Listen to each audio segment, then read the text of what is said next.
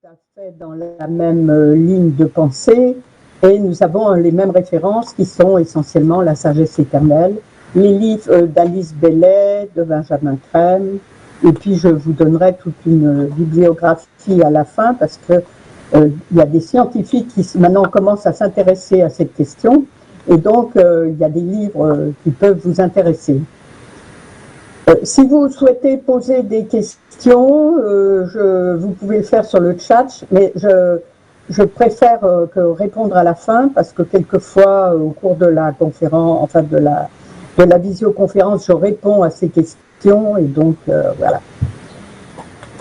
Alors la mort, c'est une grande aventure hein, et c'est quelque chose que s'il y a des choses qui sont hasardeuses dans notre vie, la mort, ça c'est quelque chose, c'est sûr, nous mourrons tous.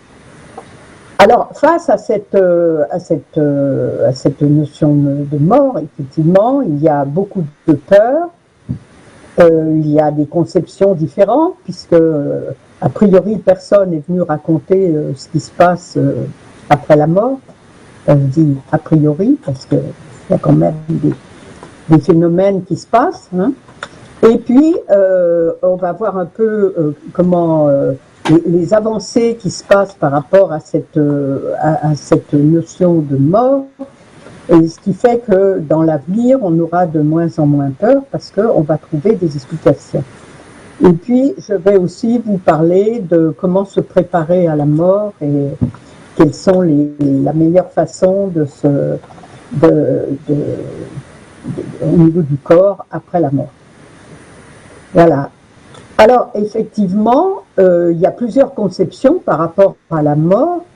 Pour certains, surtout, on ne veut pas y penser et on a une vie et puis après, c'est terminé. On disparaît et il ne se passe plus rien. Voilà. Et puis, il y a une autre conception de la mort qui est basée sur toute les théories religieuses, enfin toutes les croyances religieuses, où il est dit que après la mort, suivant la vie qu'on a menée, si on a été quelqu'un de correct, si on a bien fait les choses, si on s'est occupé des autres, on va aller au ciel. Et si on a été horrible, on ira en enfer et enfin, entre les deux, on ira au purgatoire. Voilà, ça c'est aussi une autre conception. Donc, on va développer tout ça. Et puis, il y a une troisième conception qui est une conception traditionnelle, qui est la notion de réincarnation, que l'on retrouve dans certains enseignements de la sagesse éternelle, dans des vieilles traditions, et puis surtout dans toute l'Asie, toutes les religions en rapport avec le bouddhisme, avec enfin toutes les religions d'Asie, avec une conception quand même de la réincarnation qui est assez fataliste. Et ce qui est étonnant, enfin si on peut dire, c'est que de plus en plus de gens croient maintenant à la réincarnation. Donc il y a comme un espèce de progrès qui s'opère. Donc je vous propose qu'on développe tout ça, mais avant je veux quand même aussi vous parler des peurs qui sont très liées à la mort, et on va un peu voir ce que sont ces peurs qui sont tout à fait légitimes dans la mesure où on ignore beaucoup de choses. Et la première des peurs, hein, c'est la peur fondée sur le fait du moment où l'on meurt. Ça, c'est une des premières. On a très peur de ce genre de la séparation finale. Il y a aussi l'horreur de l'inconnu, hein, puisqu'on ne sait pas où on va aller, ce qui va se passer. Il y a un fort doute sur l'immortalité, parce qu'on nous dit qu'on y a quelque chose après, mais il y a quand même beaucoup de doutes. Il y a aussi beaucoup la tristesse de laisser derrière soi les personnes qu'on aime, et de savoir que ces personnes, enfin on l'espère, seront tristes que nous partions. Et puis il y a toutes les anciennes réactions qu'on peut avoir par rapport au fait que dans d'autres vies, on peut avoir une mort brutale Et il y a comme quelque chose d'engrammé dans notre conscience qui fait qu'on appréhende la mort. Il y a une autre raison, c'est l'attachement à la vie, à la forme. On aime pour certains qui ont des vies agréables, qui ont eu du confort, qui ont eu des plaisirs. Ils n'ont pas du tout envie de laisser ce monde-là. Donc il y a aussi cette peur.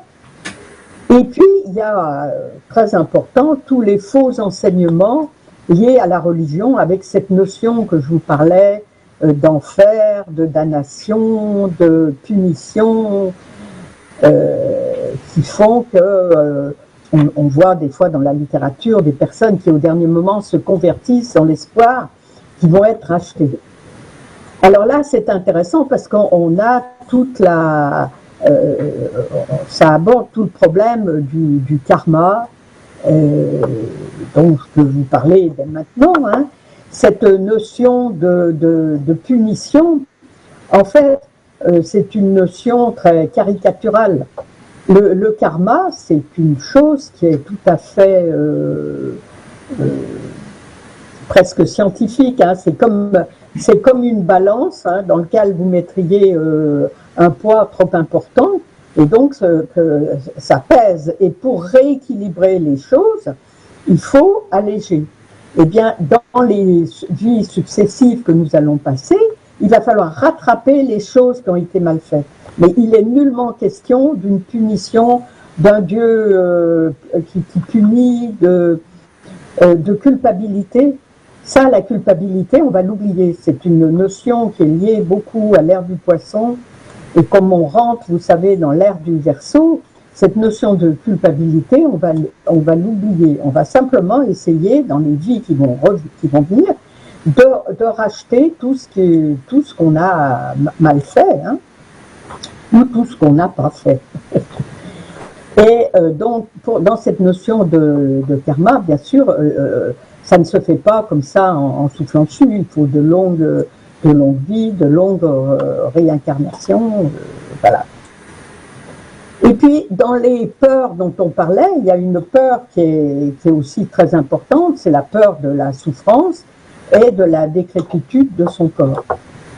Alors, dans l'avenir, bien sûr, c'est pas pour tout de suite, hein, mais dans l'avenir, on mourra, disons, en bonne santé. C'est-à-dire que ça paraît un peu anachronique, mais au fur et à mesure qu'on va améliorer les conditions sur Terre, les maladies vont tenter de disparaître, et surtout, on mourra, à part bien sûr si on meurt d'un accident, hein, qui est quelque chose d'un peu particulier, mais si on meurt parce que notre corps ne peut plus être utile, c'est-à-dire qu'il est usé de soi-même, on va quitter notre corps.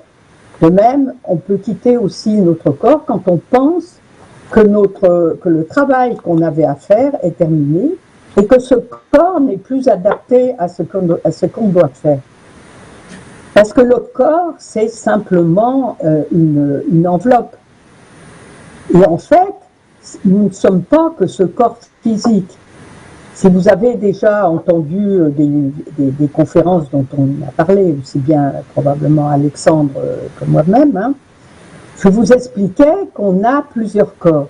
Donc, je vous le rappelle, hein, nous disposons d'un corps physique qui est dense, que tout le monde voit, que vous avez l'occasion de voir dans votre miroir, et puis nous avons autour de ce corps physique, il en dépend aussi, un corps éthérique. Et si j'en parle, parce que c'est important au moment de la mort de savoir que nous avons comme un corps qui est en une densité plus légère, hein, si on peut dire, moins dense, qui nous entoure, qui est le siège des chakras, qui a un rapport avec les glandes, avec tout ça. Et donc, ce corps éthérique joue un rôle au moment de notre mort. Donc ça c'est notre corps physique que nous allons abandonner. Puis nous avons un autre corps, le corps émotionnel ou astral, c'est la même chose, hein, qui est le siège de toutes nos émotions, de toutes nos envies, de tous nos désirs. C'est un corps qui est très actif hein, et qui, au moment de la mort, quand il faut renoncer, il résiste un petit peu. Voilà. Et puis, nous avons aussi un corps mental à un niveau inférieur. Ce corps mental, il nous aide, c'est toute la logique, il nous aide à résoudre tous les problèmes de la vie courante, à prendre le train à l'heure, à s'organiser, à remplir sa feuille d'impôt, etc., etc. Et puis, nous avons un corps mental plus développé qui est du domaine de l'intuition.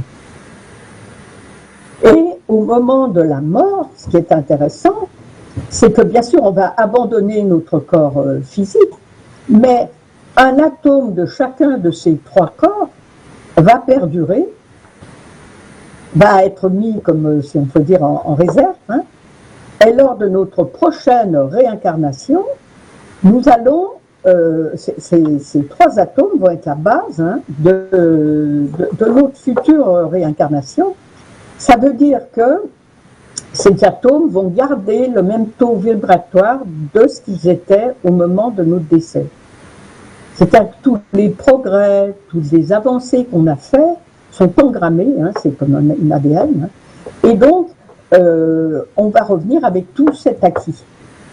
Alors, c'est pas un acquis forcément de connaissances, hein, c'est-à-dire que si vous parliez très bien le russe, par exemple, en naissant, vous vous souviendrez plus. Mais il n'empêche que c'est au niveau énergétique, hein, c'est le taux de vibration qui est maintenu. Voilà. Alors ça, c'est une première chose. Une deuxième chose dont je voulais vous parler, c'est que qu'est-ce qui fait que nous sommes vivants? Nous sommes vivants parce que nous avons deux fils, deux cordons qui nous relient hein, au niveau énergétique. L'un qui nous relie à notre âme, hein, à la vraie personne que nous sommes, hein, ou la personne que nous sommes en devenir. Et ces deux cordons, il y en a un premier qui est un cordon qu'on appelle le cordon de vie, qui est au siège qui relie le cœur et qui active tout ce qui est le système sanguin, enfin, toute la vie matérielle de notre corps. Et puis nous avons un cordon de conscience qui lui est fixé au niveau du cerveau. Et quand nous mourrons, ces deux cordons sont coupés, le fil est coupé. Et il arrive que l'un des cordons, par exemple, quand vous êtes dans une personne qui est, par exemple, dans une maison de retraite, on voit des personnes qui sont complètement perdues, qui n'ont plus de repères, qui n'ont plus rien. En général, c'est que le cordon de conscience est coupé et il reste le cordon de vie, hein, qui n'arrive pas à se couper. Alors souvent aussi, ça peut être par manque d'énergie, voilà. Et alors, pour en revenir un peu à ce problème de la mort, actuellement, il y a quand même des avancées au niveau scientifique qui tentent à prouver que effectivement il y a quelque chose qui se passe au moment de la mort et que surtout nous avons des vies successives et nous réincarnons. Et donc ça, je vais vous le développer, mais je voulais vous rappeler que historiquement, quand même, dans beaucoup dans la Bible et même dans l'Évangile, il est fait allusion à la réincarnation. Par exemple, à un moment, Jésus parle de Jean-Baptiste et fait allusion au fait qu'il était Élie. Il y a plusieurs allusions comme ça. Et pour la religion chrétienne, au VIe siècle de notre ère, l'empereur Justinien, influencé par sa femme, qui n'a pas été une bonne influenceuse là, a souhaité et a demandé au pape de supprimer cette notion de réincarnation. Et alors, on peut se poser la question pourquoi, hein. Moi, mon idée, c'est un petit personnel, c'est qu'il devait penser que on disait, ben, on a le temps de se perfectionner, on a plein de vies, c'est pas la peine de se presser, alors que si on n'a qu'une vie, peut-être ça va nous booster, on va faire plus d'efforts. Ce qui est complètement utopique, parce que pour arriver à évoluer, par passer par toutes les expériences, par passer par tout le cheminement qu'on a pour progresser, c'est pas d'une vie qu'on a besoin, hein, c'est des centaines, des milliers de vies, donc il faut passer pour se perfectionner. Alors, comme je vous l'explique, au niveau scientifique, il y a quand même des personnes qui se sont intéressées à ce problème. Parce que bien sûr, il y a les spiritistes, tout le mouvement spiritique, les spirites, les voyants, certaines traditions parlent de réincarnation, de retour de morts, de choses comme ça. Mais à l'heure actuelle, pour que les choses soient crédibles, il faut en passer par la science. Et là, il y a une première chose, c'est un médecin un médecin américain qui s'appelle Stevenson, qui s'est passionné pour l'idée par les enfants qui racontent, les enfants ou des personnes qui ont des souvenirs très particuliers et très importants de leur vie passée, et qui peuvent décrire les lieux où ils sont allés, qui peuvent donner des noms, qui peuvent parler d'événements, enfin de choses comme ça. Et donc, il a étudié plus de 14 000 cas, hein, et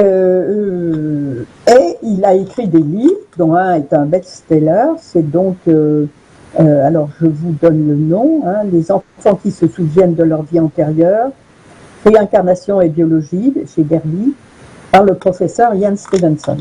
Et donc, il a pu vraiment confronter tous ces récits qui correspondaient à la réalité. Et puis, dans un autre domaine, il y a le docteur Moody, dont vous avez certainement entendu parler dans les années 1970, qui a commencé à parler des expériences de mort imminente. Alors, vous savez, les expériences de mort imminente, ce sont des personnes qui étaient soit dans le coma, soit en cours d'intervention, soit dont l'électrocardiogramme et quelquefois l'électroencéphalogramme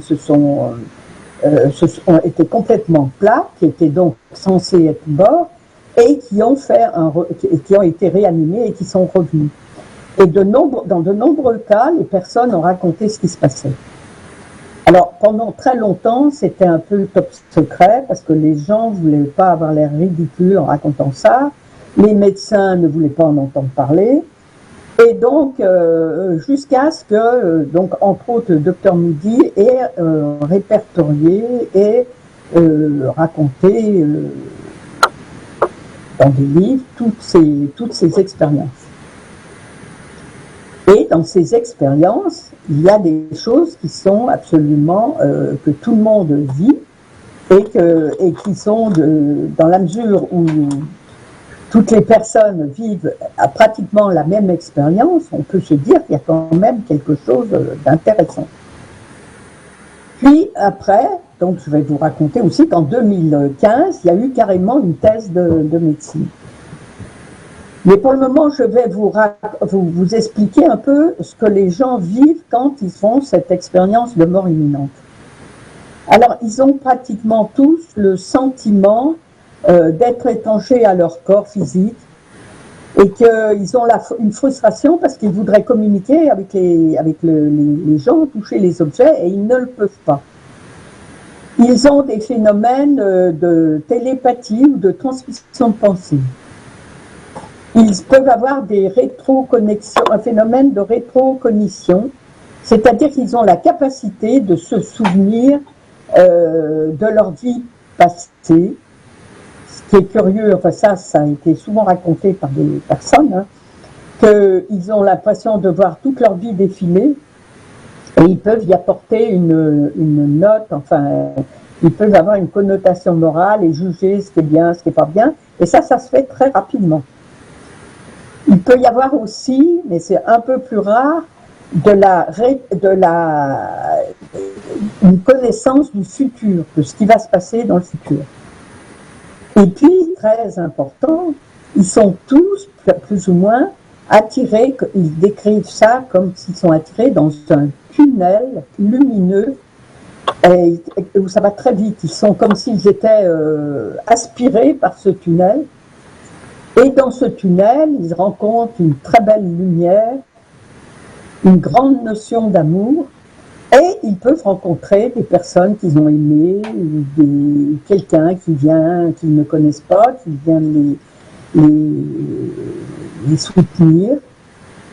J'ai même lu dans un récit où c'est une personne où il était très attaché à son cheval, et c'est un cheval qui est venu carrément à son cheval.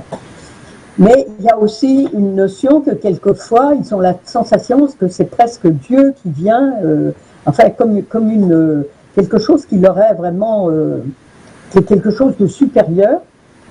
Et ce qui est de très intéressant, c'est qu'ils disent on a une notion on est comme si on était dans l'unité avec tout le monde, comme si on n'était pas séparés des autres. Cette sensation d'unité, ils la perdent après quand ils reviennent dans le monde réel, ainsi, entre guillemets. Et puis, il y a aussi une notion ils ne sont absolument pas jugés, comme s'il y avait un grand pardon. Et puis, il y a la sensation après qu'ils ne peuvent pas aller plus loin. Et là, il y a comme un sentiment aussi de frustration parce qu'il faut abandonner cet endroit où l'on est si bien. Et il y a comme un moment difficile parce qu'on rentre à nouveau dans son corps qui est étriqué, qui est étroit et qu'on n'est pas... c'est pas si confortable que ça. Et puis, donc il y a une certaine tristesse, et puis ensuite il y a comme un impact de l'expérience sur le futur. C'est-à-dire que après, souvent les gens ont une autre conception de la vie, sont beaucoup plus dans le service, dans la méditation, comme si ils avaient tiré parti d'une leçon. Certains disent même, c'est comme si on avait quelque chose à faire qu'on n'ait pas fait, c'est pour ça qu'on est revenu. Voilà.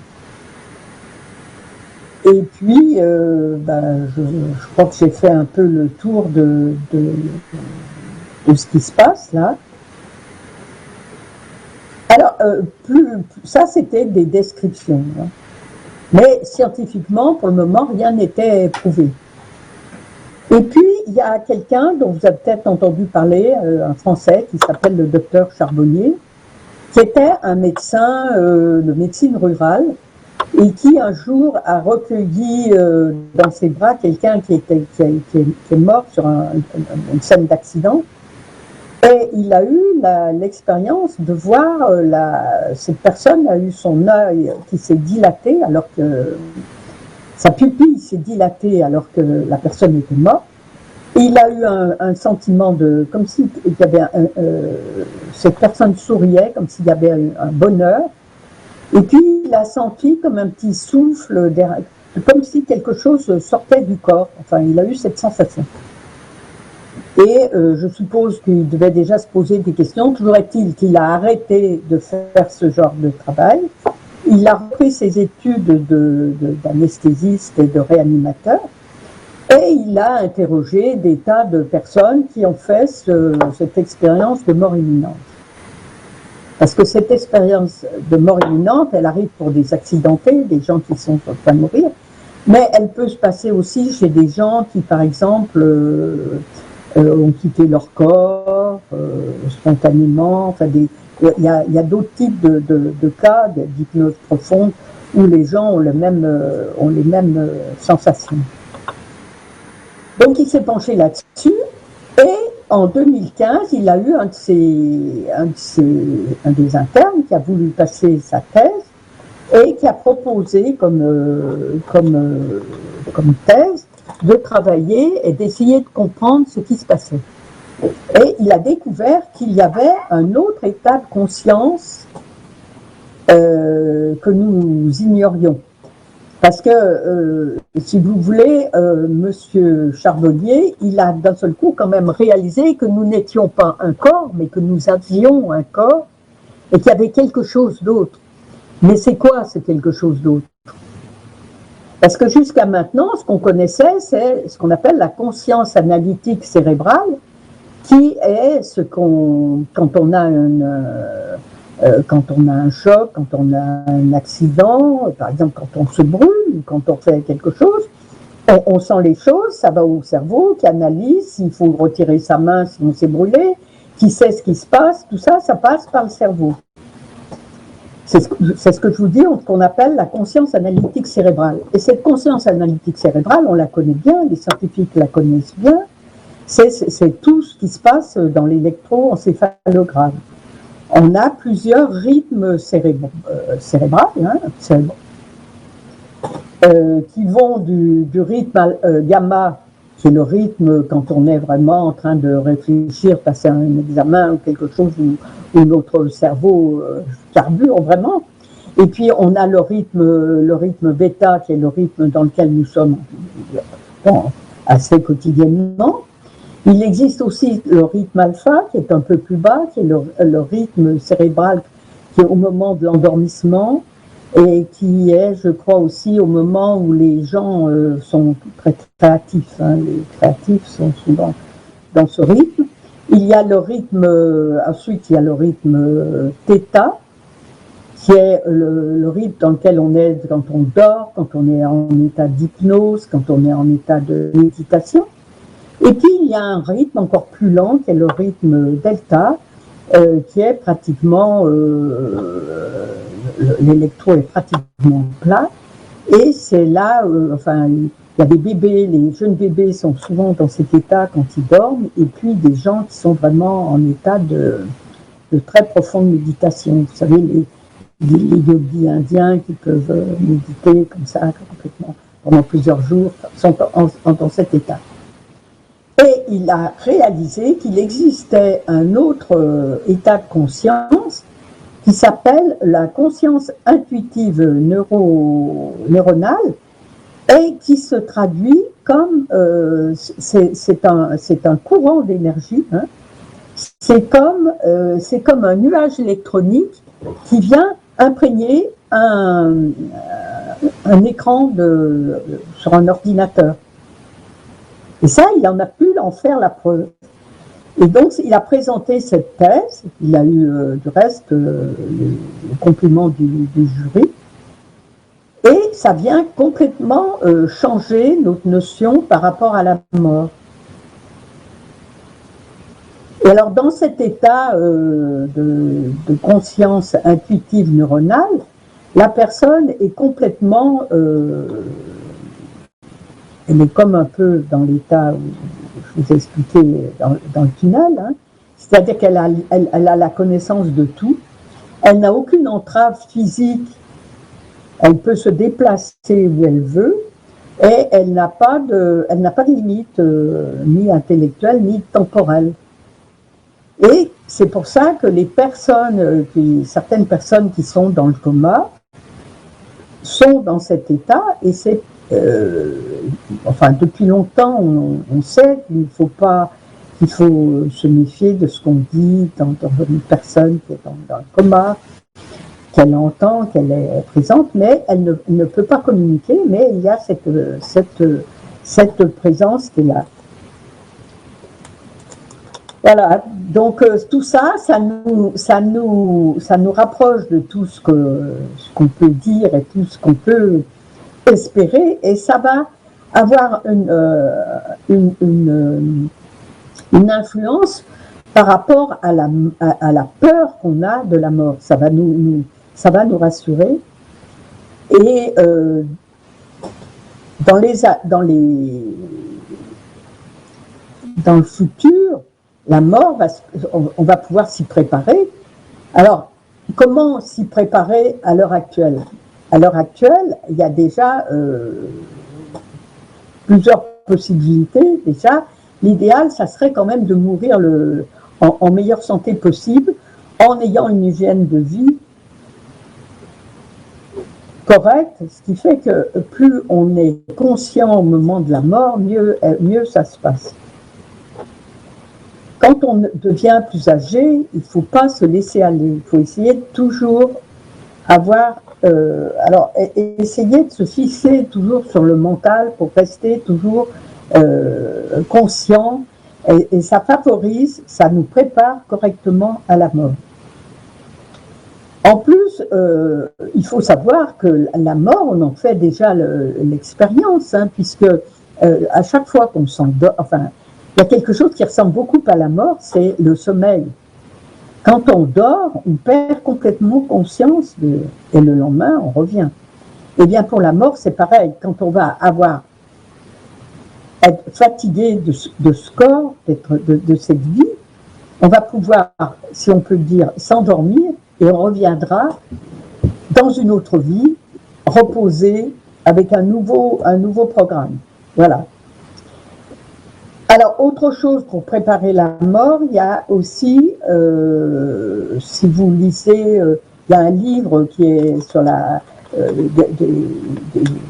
qui s'appelle le livre tibétain de la vie et de la mort, qui est un gros pavé qui explique qu'il peut y avoir des rituels, hein, au moment de la mort. Alors là, on n'en est encore pas là pour le moment, mais ce qui est sûr, c'est que il faut savoir entourer la personne qui va mourir et respecter pour elle le silence, la tranquillité. Il est même proposé de mettre de la couleur orange. Il y a même des positions au niveau du corps, croiser les membres. Enfin, il y a des techniques. Mais la première des choses à l'heure actuelle, déjà, c'est donc d'y penser, s'y préparer depuis toujours, et de ne pas en avoir peur, parce que tout au long de la vie, on a plein de petites morts. Hein, et en général, par exemple, le fait de, quand on est un jeune qui a passé le bac, on a l'espoir de plein de vie. Et bien déjà, quand on choisit un métier, quand on choisit une orientation, c'est une mort, parce que on fait abnégation de plein d'autres choses, puisqu'on choisit sa route. De même, quand on crée une famille, on abandonne des choses pour en choisir une autre. Eh bien, c'est pas pour ça qu'on est content, parce qu'on va dans un but. La mort n'est pas toujours triste. C'est souvent un choix qu'on fait. Il faut avoir bien cette idée dans la tête. Il y a une autre notion dont je voulais aussi vous parler, c'est la notion de l'acharnement thérapeutique. Vous savez que les médecins font le serment d'Hippocrate, qui pour eux, c'est de préserver la vie au maximum. Donc eux, leur souci, c'est de vous maintenir en vie. Mais à quel prix, hein? Donc vous avez le choix maintenant de faire un papier en disant que vous pouvez renoncer à l'acharnement thérapeutique. Et ça, c'est un conseil que je vous donne, parce que de l'écrire et de l'avoir dans vos affaires, dans votre portefeuille, des choses comme ça, parce que vous pouvez être victime d'un accident ou d'une chose comme ça, et si vous ne pouvez pas l'exprimer, on n'en tiendra pas compte. J'ai vécu dans ma vie, hein, donc je sais qu'on demande aux personnes, hein, de soit un écrit, soit de pouvoir le dire oralement, et de renoncer à l'acharnement thérapeutique, qui, à mon avis, vous prépare mieux à la mort, parce que plus on est conscient au moment de la mort, mieux ça vaut. Une autre question dont je voulais aussi vous parler, c'est que faire de nos... est-ce qu'il faut inhumer le corps du mort? Est-ce qu'il faut l'incinérer?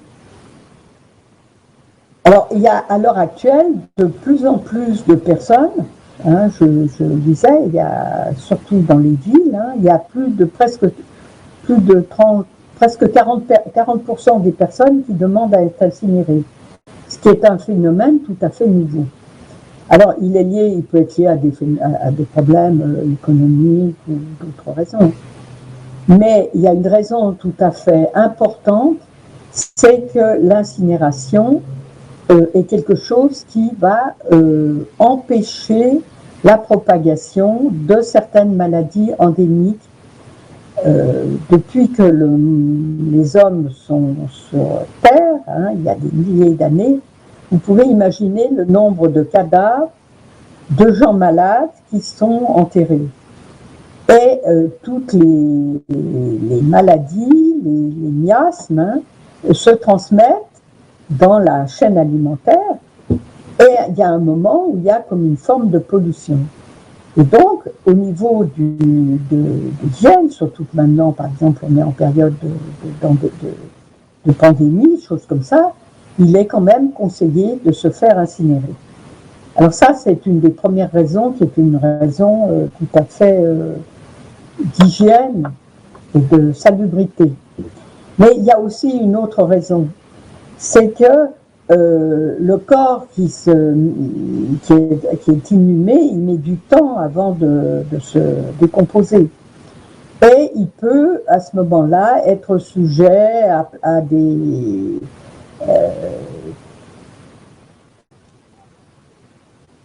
entités qui peuvent s'accrocher, qui peuvent... voilà. Alors, je vous parle de ça parce que qu'est-ce qu'on devient après la mort, hein? Qu'est-ce qui se passe? Il y a plusieurs possibilités. La plupart du temps, c'est que si on fait correctement, on fait correctement la fin de vie, enterrement, et qu'on est complètement le plus conscient possible, notre esprit, ce qui survit de nous, va montrer très rapidement. Je parle de monter, mais en fait, parce que c'est symbolique, hein, mais donc monter dans ce qu'on appelle le pralaya. Pralaya, c'est l'endroit où, entre parenthèses, on attend la vie suivante. Alors, les personnes qui ont peu encore fait qui ont n'ont pas fait de nombreuses réincarnations, qui sont encore peu évoluées sur le plan spirituel, sur le plan évolutionnaire, il va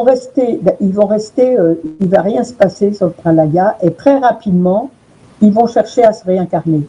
Parce que plus on va faire de réincarnation, plus vite on va apprendre des choses, et on va passer par des centaines, des milliers d'expériences. On va être des hommes, on va être des femmes, on va être dans des pays différents, on va être un prince, on va être un agriculteur, on va être un mendiant, on va être un professeur. Il faut qu'on passe vraiment, on va développer des choses au niveau de nos sens, au niveau de nos connaissances. Il va falloir qu'on fasse des tas d'expériences. Donc, on va très vite se réincarner rapidement. Pour les personnes qui ont déjà atteint un certain niveau d'évolution, ça va être un peu moins rapide, et les personnes vont se réincarner plus facilement avec leur entourage pour pouvoir brûler ce qu'on appelle le karma. C'est-à-dire que tous les problèmes qu'on a eus avec notre entourage, on va essayer de les résoudre. Et c'est pour ça qu'actuellement, très souvent, on retrouve dans nos familles des personnes, ou dans notre entourage, ou dans notre travail, des personnes avec qui on a eu déjà des relations qui peuvent être mauvaises, mais on peut avoir aussi des gens qui viennent pour nous aider. Par exemple, moi je considère qu'il y a certains couples qui se trouvent pour faire une vie, pour s'aider à deux, pour faire une vie qui soit, ou des enfants, on est là à la fois pour rattraper des choses qui se sont mal passées, mais aussi pour s'entraider et pour aller plus vite. Donc, c'est assez intéressant. Et donc, qu'est-ce qui se passe? C'est qu'à ce moment-là, nos trois fameux atomes dont je vous ai parlé vont être appelés par l'âme qui dit, bon ben maintenant il faut que tu te réincarnes, tu vas avoir on a 2 ou 3 en général choses à faire dans notre vie particulière, hein. On se donne une tâche, hein, et voilà, et on plonge, si je peux dire, on retourne à la vie physique. Et il faut savoir que c'est souvent plus difficile de naître que de mourir, parce que quand on meurt, on a une sensation comme si on était libéré, comme si on retrouve une liberté on n'est plus dans ce carcan de notre corps, de limitation, alors que quand on rentre à nouveau dans un corps, et en plus, ce qui est très difficile pour un enfant qui naît, c'est qu'il est complètement dépendant de la personne qui va l'accueillir au moment où il naît. Il ne sait pas se nourrir tout seul, il ne sait pas marcher, il est complètement dépendant. Et donc, on peut dire que la naissance est vraiment plus difficile que la mort.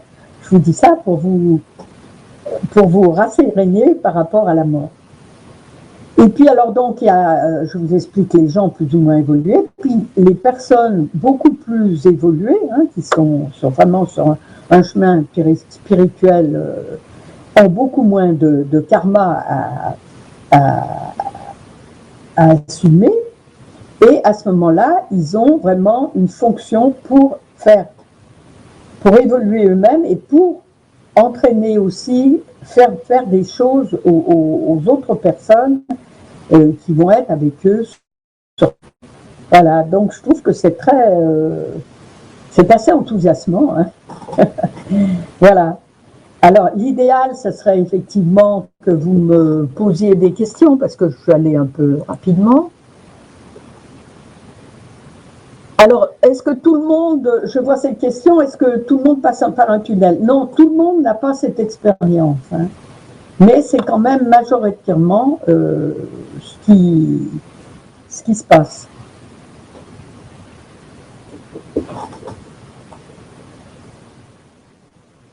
Oui, alors il faut entourer la personne qui meurt, mais pourtant elle est seule à mourir. Oui, elle est seule à mourir. Mais c'est très important de l'entourer. Et moi, j'ai vécu une chose, c'est que les personnes, souvent, ont besoin, avant de mourir, d'avoir leurs amis autour d'eux. Et souvent, on a très peur d'aller voir quelqu'un qui est malade, qui physiquement est très changé, et ça vous émeut, et on préfère ne pas y aller. Or, la personne, elle attend souvent les gens qui viennent, et on a remarqué dans les hôpitaux, dans les maisons de retraite, que souvent les personnes, le médecin vous dit, bah, écoutez, préparez-vous, la personne n'en a plus pour 24 ou 48 heures. Et puis 3, 4 jours après, la personne est toujours là. Et on a la sensation qu'à ce moment-là, on se pose la question, est-ce que cette personne attend quelqu'un? Est-ce qu'elle a encore quelque chose à faire? Et souvent, par exemple, au niveau de la famille, il y a besoin peut-être d'un pardon, de retrouver quelqu'un. Ça, il faut être très vigilant. Ou alors, certaines personnes, moi j'ai eu le cas de quelqu'un qui en fait était de l'obédience catholique, et en fait elle attendait qu'un prêtre vienne, et la famille n'y avait pas pensé. Et donc, à partir du moment où le prêtre, où il y a eu une prière qui a été dite, la personne, dans l'heure qui a suivi, est décédée. Donc c'est à ce niveau-là qu'il faut être présent. Mais effectivement, on meurt seul.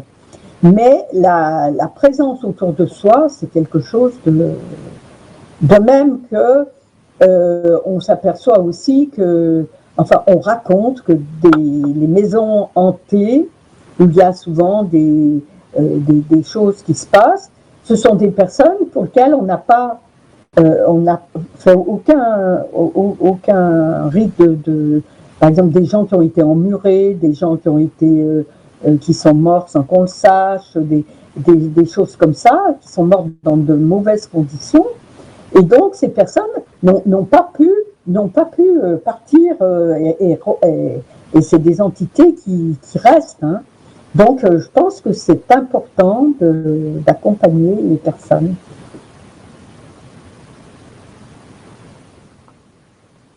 Alors, les directives anticipées doivent être rédigées depuis moins de 3 ans. Pas oublier de les renouveler par rapport à ce que vous avez dit. Donc, je suis contente que vous me reprécisiez parce que je ne savais pas ça. Mais moi j'ai eu quelqu'un qui était encore conscient, qui l'a dit devant le médecin, et le médecin m'a dit, mais écrivez-le moi, bien qu'il l'ait dit. Hein. Donc, c'est vraiment une chose à faire. Alors, pourquoi on ne se souvient pas de ses vies antérieures? Alors, on ne se souvient pas de ses vies antérieures parce que ça serait trop lourd hein, si on se souvenait de toutes ces vies antérieures. Et ça nous empêcherait je pense, de faire des expériences, des nouvelles choses. Je crois que c'est pas du tout souhaitable hein, de connaître ses vies antérieures. Mais on a quand même, à certains moments, comme des espèces de « ah ben j'ai déjà vécu, ah ben j'ai déjà… » Ça, c'est des sensations où il y a des personnes, c'est par rapport à des lieux. Ah ben cette maison, mais je la connais. Mais il y a aussi beaucoup de gens qui croient avoir vécu des vies et qui sont… et qui se trompent, hein, qui sont un peu, on appelle ça dans l'astral, c'est plus notre imaginaire, qui nous fait penser, parce que alors il y a des tas de Napoléon, il y a des tas de… Mais on a eu beaucoup de vies où on a été des gens très simples, hein, où on n'a pas forcément été des gens connus. C'est quoi la finalité de toutes les réincarnations? On se réincarne sur une autre planète ou on revient un caillou. Alors, la finalité des réincarnations, c'est de se perfectionner. On est comme sur une spirale et depuis toujours, c'est-à-dire depuis que l'être humain est arrivé sur Terre, il a essayé de se perfectionner. Alors, au début, il y a eu la race lémurienne où il a développé son plan physique. Après, ça a été le plan émotionnel. À l'heure actuelle, on en est à développer beaucoup notre plan mental. Donc ça, ce qui est vrai pour l'humanité, c'est vrai pour chacun. C'est-à-dire qu'on va se réincarner pour se perfectionner et pour, à la fin, être complètement parfait et pour être complètement parfait et de ne plus avoir besoin de revenir sur Terre. Alors là, on devient des maîtres, on devient des gens initiés. Là, je ne vais pas trop développer parce que ça ferait l'objet de toute une conférence. Mais en gros, on ne régresse pas pour la bonne raison que je vous expliquais, c'est que les 3 atomes qui perdurent d'une vie à l'autre, ils gardent leur niveau d'évolution et donc on ne peut pas régresser.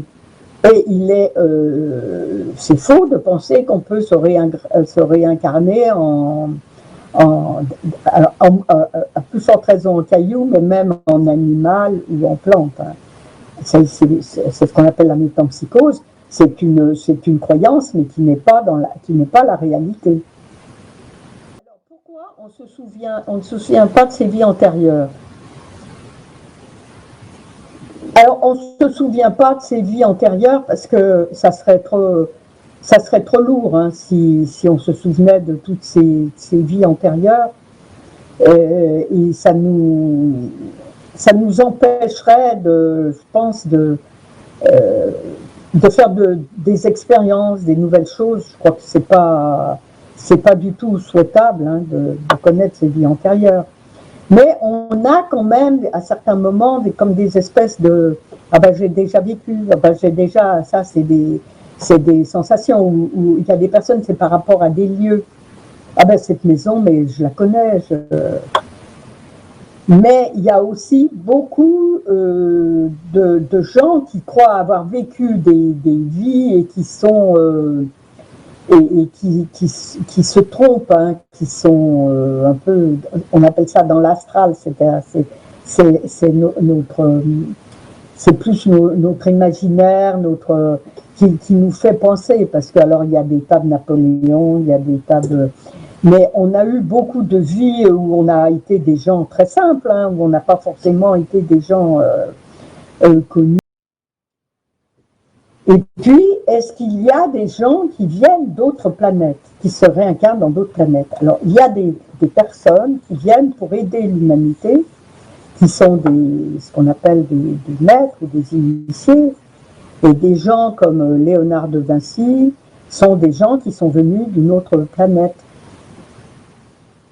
On dit que la Calas aussi, il y a des gens effectivement qui viennent d'autres planètes dans un but bien déterminé, parce que la Terre est une des planètes qui n'est pas très évoluée, alors qu'il y a des planètes beaucoup plus évoluées, comme Vénus par exemple, et donc il y a des gens qui viennent pour une mission bien particulière, qui viennent nous aider, faire apparaître des choses. C'est vrai que Léonard de Vinci est quelqu'un qui a beaucoup apporté à l'humanité. Hein. Et donc, quand on aura fini notre évolution et qu'on sera devenu des maîtres, on n'aura plus l'obligation de se réincarner et de revenir sur Terre, et on pourra aller faire d'autres choses sur d'autres planètes. Voilà. Alors, si vous voulez, je peux vous donner la bibliographie. Hein, alors, moi, je me suis beaucoup inspirée d'un livre qui s'appelle La mort, la grande aventure de Alice Bailey, qui est une compilation de tout ce qu'a écrit Alice Bailey sur la mort, aux éditions Lucie Trust. Et puis, il y a une revue, la revue Partage International, qui est numéro 353 de janvier 2018, qui raconte toute l'histoire de Monsieur Charles Bonnier et du médecin qui a fait cette thèse. Hein, voilà. Et qu'est-ce que j'ai encore? Il y a donc les livres du professeur Stevenson, les livres du docteur Raymond Moody, La vie après la vie, Nouvelle lumière sur la vie après la vie. Et puis, donc le docteur Jean-Jacques Charbonnier qui a écrit un livre aux éditions Tré Daniel, La conscience intuitive extraneuronale sur l'après-vie, enfin reconnue par la médecine. Et puis, de Benjamin Crème, il y a un petit livre qui s'appelle La sagesse éternelle, aux éditions Partage Publications, qui parle de la mort et beaucoup d'autres encore. Voilà.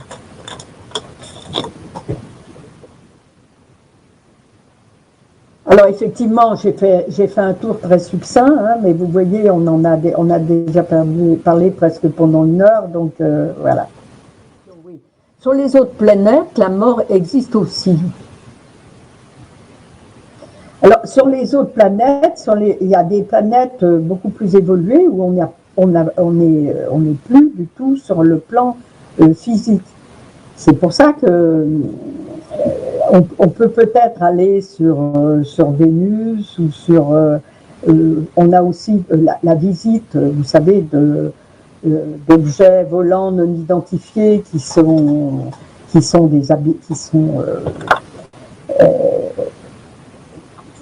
conduits, si on peut dire, par des gens d'autres planètes et on ne les voit pas. Tout ça parce qu'ils sont sur un plan plus évolué que nous et ils ont plus besoin d'avoir ce corps physique. C'est-à-dire qu'ils peuvent alléger complètement leur corps est moins dense et on ne les voit pas. Et même les soucoupes volantes, elles disparaissent soudainement. C'est parce que d'un seul coup, si vous voulez, les visiteurs qui viennent d'ailleurs densifient pour qu'on les voit, mais ils sont sur un autre plan. Et ils n'ont pas du tout, chaque planète a vraiment un chemin à faire qui est différent d'une autre. On ne change pas de règne comme dans le bouddhisme où on pourrait revenir en animal. Non, non. Et comment savoir si on a eu plus d'incarnations que notre voisin? Y a-t-il moyen de se repérer? Il y a pas on pourrait dire au départ que celui qui est plus évolué sur un plan spirituel, hein, je ne parle pas sur un plan intellectuel, hein, sur un plan spirituel, il a eu plus d'incarnations. Mais ce n'est pas prouvé parce que il y a des gens qui sont allés plus vite. Vous savez qu'à l'heure actuelle, on attend quelqu'un qui s'appelle Maitreya, qui est l'instructeur qui va venir pour l'ère du Verseau. Hein. C'est quelqu'un qui est comme vous et moi, qui était un être humain, mais qui allait tellement plus vite sur le chemin de l'évolution qu'il est devenu complètement parfait. Donc il faut considérer qu'on peut pas quantifier le nom. Puis ça n'a aucun, a priori, ça n'a aucun intérêt de savoir si vous avez fait 10 000 incarnations ou 10 000 ans par rapport à votre voisin. La question n'est pas là. Par contre, effectivement, on peut se dire que certaines personnes sont peut-être à un niveau spirituel de recherche moins élevé, mais ce qui n'empêche qu'il est sur le chemin et puis c'est très difficile à juger, hein, parce que il y a des personnes justement, il y a des personnes qui passent des caps au niveau, par exemple quand on passe du cap du niveau émotionnel au niveau mental, qui est un cap assez difficile à passer. Et on a souvent des vies très difficiles. Et vous pouvez avoir des gens qui sont plutôt en difficulté, en échec, hein, apparemment sur le plan humain, et qui sont des gens qui sont justement, qui peuvent avoir un niveau très intéressant. Notamment des gens qui ont des troubles psychologiques, des choses comme ça, mais qui sont, c'est pas pour ça qu'ils n'ont pas un niveau, un certain niveau. Je vous dis, on en a des milliers. Hein.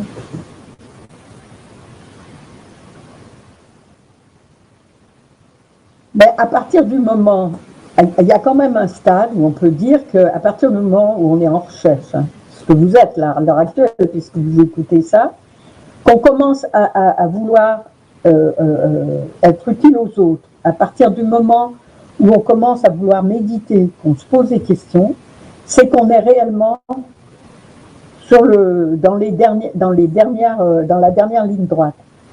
Et c'est vrai qu'à la fin de ce cheminement de réincarnation, on passe des initiations qui sont au nombre de 5. Et donc, là, ça va relativement vite. Hein. On n'a plus énormément de vie à faire. Si ça peut vous rassurer.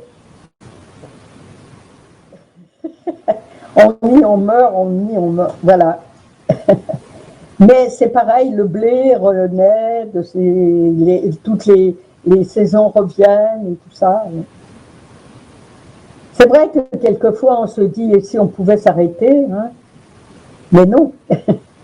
On a comme une espèce de quelque chose qui nous anime et on a toujours, ça recommence, mais ça recommence de mieux en mieux. Alors, je suis nyctophobe, c'est-à-dire que vous avez... Non, ça n'a pas de lien avec la mort. Hein. C'est pas... je ne sais pas, il faudrait peut-être que vous par le biais d'hypnose ou de choses comme ça que vous voyez, mais c'est peut-être qu'il y a eu un traumatisme à un moment par rapport à ça. Ou... Non, ça n'a pas de lien avec la mort. À se recongeler pour revenir dans le même corps, je crois que ça n'a vraiment aucun intérêt. Eh bien, merci beaucoup. Au revoir.